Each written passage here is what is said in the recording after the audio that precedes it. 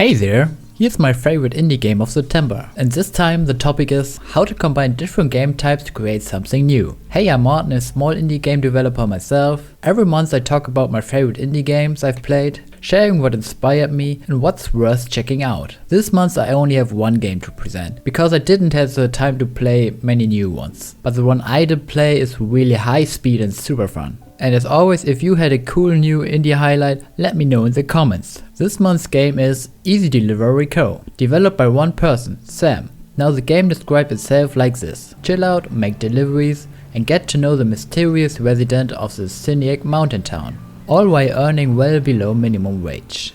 And honestly, that's spot on. While I was playing, I realized it really reminded me of Crazy Taxi, that old arcade classic where you pick up passengers and drive like a maniac from A to B. But here it's a little slower, and mixed with the cozy chill vibes of games like Animal Crossing or Harvest Moon. And that's exactly what makes it so unique. It combines two completely different types of games and turns them into something fresh. So I don't know if the game developer really has inspiration in these two games, but for me it reminds me really much of these types of games. The game takes place in a snowy winter mountain area. It has a special retro filter that gives it a pixelated old school aesthetic, and I love that it feels nostalgic but not outdated. You start in a small town with a truck, no clue, and the world slowly opens up to you as you deliver packages and uncover the mysterious story behind the town and the Easy Company. You meet quirky town folks in the different stores, and eventually you join up with a guy who's trying to take down the Easy Company for,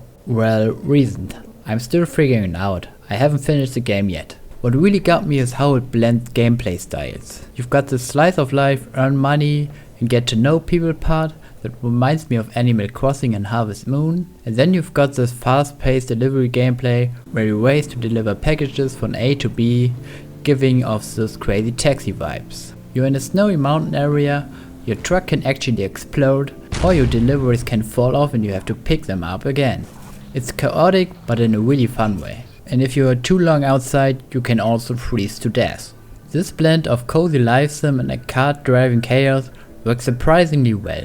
It's a perfect example of how mixing two genres that you first don't imagine as one can create something totally new and exciting. And that's something a lot of indie game devs experiment with. For example, Stardew Valley mixed farming with dungeon crawling, Slay the Spire combined deck building with roguelike design. Those hybrid ideas often spark innovation in indie games. As you complete deliveries, you earn money, which you can spend on essential life items like energy drinks and coffee, of course. You can also buy upgrades for your truck or even a lighter to burn certain things down. Yes, the game gets wild sometimes.